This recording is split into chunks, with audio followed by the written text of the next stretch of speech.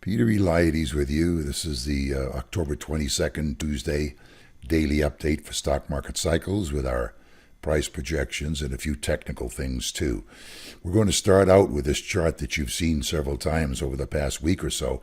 This is on the S&P Cash Index, a daily chart. Offsets of 7 to 8 days. That's what the red and the black lines are. Remember, they're the offsets of the median price. The median price being the average of the high and low for the day. And they've offset 7 days and 8 days forward to give a nominal 20-day upside projection. Now, the technicality that I wanted to go over with you here is this. Notice how much more volatile the market was down in this area than it's become in the past few days. See the size of the bars? The difference from high and low, 1, 2, 3, 4, 5, probably at least these two bars with 1, 2, 3 bars were quite volatile in terms of their intraday extremes. Notice how small they become up here.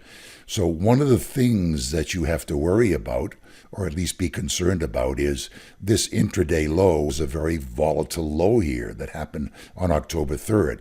Do we use that extreme low that went so far below the median? I mean, look at how far above the median prices got here. Not very far at all.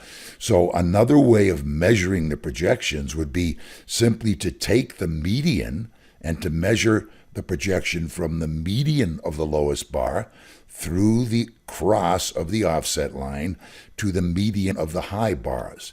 And we did that on a very rough basis for you. This is not exacting. This is nothing that we have the software set up to do, at least not yet. But notice this lower line, this horizontal line, goes through the midpoint of the lowest bar. Then we move it up to the crossing of the lower of the two, 7 and 8 day offsets. That would be right here. This red bar, it's a red horizontal line, shows you where that minimum upside projection would be, not for an intraday high, which is here, but for the midday, the median price.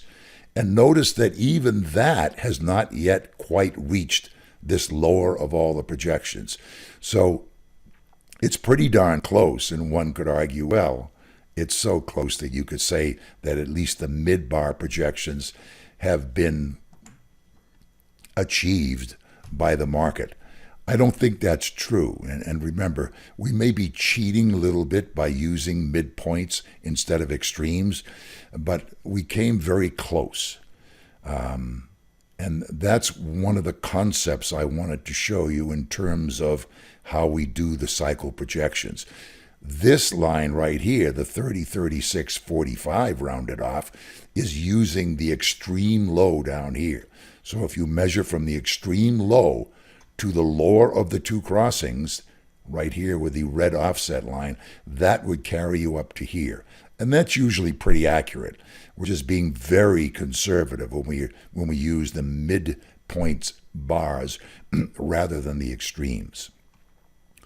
Okay, so we wanted to show you that, and now let's move forward to the next longer offset. That would be the nominal 5-week projection, and these are 12.1 to 13.8 day offsets. We did the same thing here with the medians. We took the midpoint of this low bar, and then we had it cross at the lowest point between 12.1 to 13.8, and that would have been right here, around 29.71 or so. So this is the lowest of all the projections that you could get based on just the median and not the extreme low bar here. And that carries up to here. That's the important point. Even if you get as conservative as you can get, this is telling you that you should at least get to the point where your mid of the high and low for the bar is at 30.59. And that's the reason we're showing you this, because with a nominal 20-day projection on a very conservative basis, you can say, you came really close to meeting it. Isn't that enough? And it may have been enough. And that may cause some kind of short-term decline, having met that projection. But I want you to be sure that you know that we have come nowhere near these nominal 5-week upside projections. And that's the important point to make, regardless of what happens over the next couple of days. Okay, there's a little technical tidbit I want to show you next. This is a daily chart, S&P cash, and we've drawn in a couple of trend lines. The first one is the obvious one. It's from the high of July 26th through the high of September 19th. And notice how we almost came up to that today. Just about reached it, but not quite, and then pulled back, had a pretty big pullback for the day, and closed near the lows of the day, which some would interpret as being at least short-term negative. And it may indeed be short-term negative. But the line that was perhaps more important that we wanted to show you was if you look at a closing price chart, which is right here, it's a slightly different picture. You use the closing high of July 26th, and you take it through. You can use either one of these, the highs. The one that we used, though, was slightly higher in terms of the external closing price high, and that occurred on, what date is that? I don't know whether it's the 19th. I think it's this one here. Yeah, it's the first. It's September 12th. That actually was slightly higher on an external basis than the close of September 19th. But perhaps giving this trend line more authority is you have had 1, 2, 3 closes on it. Yesterday, we broke above it. Not dramatically, but fairly convincingly above it on a closing basis. And what did we do today? We came right back down to it. That is a technical expectation. When you break through a trend line, you oftentimes come back to test it. In this case, a downside trend line, a down trend line, you come back to test it from above. If this were an uptrend line, you'd have broken it below it and broken up to it from above. But this is the technical thing I wanted to show you. So on this basis alone, on this technical basis, this is not too bad an occurrence that we see today. This pullback in prices just came back to that closing price trend line. Okay, the last chart we want to show you is what can you show us about the very short term. So we're going to look at the 65-minute projection charts. I call them hourly. They're actually 65 minutes. And look at this. There are 6 of these bars in the day. 1, 2, 3, 4, 5, 6. These were the 6 hourly bars that were registered today for the S&P cash.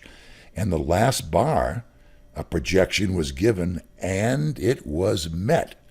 So if we were just looking at that, we'd say, well, there's some kind of hope that indeed we have seen some kind of closing low. Maybe that closing price chart is right. We just came down to test that line. But when you do reach a projection, I want to emphasize, you always want to look at least the next longer projection to see what's going on. And in this case, let's make this a little bigger so you can see what's going on here on a closer basis. By the way, notice this big green box was a pretty large upside projection box. We came almost exactly into the middle of that on the way up. That projection was satisfied. Now we've started to come down. This was the last bar today, okay? And it went a little bit, it appears as if it went a little bit, well, it might not have gone a little bit. I mean, the green, this green line shows you the midpoint, so it looks like it may have just missed getting a little bit below this first offset line. So what happens tomorrow in the first hour or so will be important. As you can see in the screen above me as we're recording this at around almost 6 p.m. Pacific time, so 9 p.m. Eastern time, the S&P futures are down 5 or 6 points. So if there's a follow-through in the morning here, then we're probably going to get short-term projections lower to the downside.